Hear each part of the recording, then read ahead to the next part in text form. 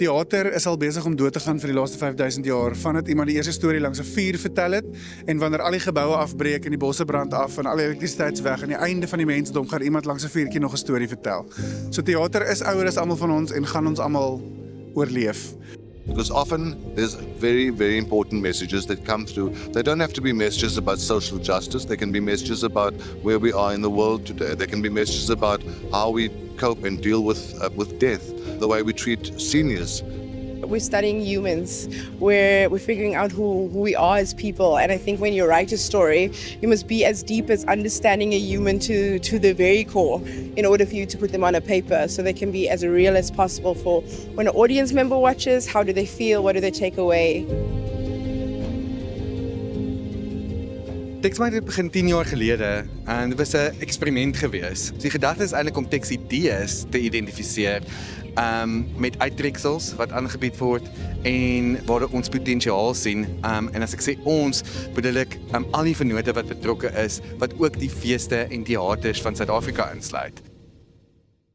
Ons sien dit baie gereeld dat indien ons skrywers nie versorg word nie en die geleentheid kry om te ontwikkel nie ruimte gegee word om aan hulle idees te werk nie, dan sit ons maar met halfgebakte tekste. So Textmark is vir ons die oorsprong van daai idee en die impetus van die idee dat skrywers gekoester moet word en dat hulle eintlik die oorsprong is van wat goeie teater maak. Dit is waar my loopbaan begin het. En dis waar ek connect het met al die skrywers, met almal wat skep. En om nou terug te kom na 'n 10de Textmark, a decade of creating, of celebrating, of inclusion. Dis 'n baie goeie, waardevolle projek vir jong skrywers wat nie 'n naam het om in die kamer te kom en dan te begin naam maak vir jouself. Sonder iets soos Textmark is geleenthede vir skrywers minder en far and few. En is ook geleentheid vir ons om te kan sit en te kan sien as skrywers wat werk, wat kan beter werk, wat werk nie. Een van die goed wat ons oor die jare gesien het met Textmark wat baie interessant is hoe dit begin het as 'n geleentheid vir Afrikaanse skrywers en vir die sogenaamde Afrikaanse feeste om tekste te kies en te ontwikkel, maar dit het oor die jare geweldig gegroei daarin dat ons ander taalgemeenskappe ook insluit, omdat daar so sterk behoefte aan hierdie tipe geleentheid is. En dit is vir ons 'n wonderlike voorreg om as die Nasionale Afrikaanse Teaterinisiatief 'n platform te kan skep waarby ander taalgemeenskappe en kunstenaars wat nie noodwendig in Afrikaans skryf nie, betrokke kan wees, hulle idees ook kan ruil. En die kruisbestuiving wat ons daar sien plaasvind is van onskatbare waarde. Textmark skep 'n geleentheid nie net vir die ontwikkeling van werk nie, maar dit skep 'n geleentheid vir vervaardigers om werk te sien. So dit is ook 'n netwerk geleentheid vir vervaardigers en vir skrywers om mekaar te leer ken. En ek dink dit is ook 'n goeie geleentheid vir die industrie om te sien wat is mense mee besig.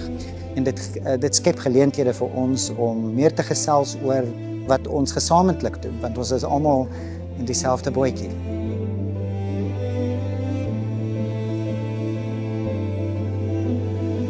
Ons grootste vennoot vir Textmark is NATI, die Nasionale Afrikaanse Teaterinisiatief.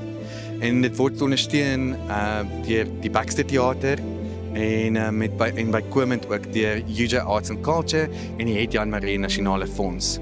En ons is baie dankbaar vir daardie vennootskappe. Ek dink bykomend tot dit is dit ook wonderlik dat die feeste, en spesifiek die Woordfees, Suidoosterfees, Aardklop, Vrystaatfees en in die bos, elke jaar ook betrokke is op een of ander manier om te help om die tekste lewe te kan gee en volle produksies te kan ontwikkel en uiteindelik ook geleenthede te gee om by verskeie feeste en teaters te kan speel.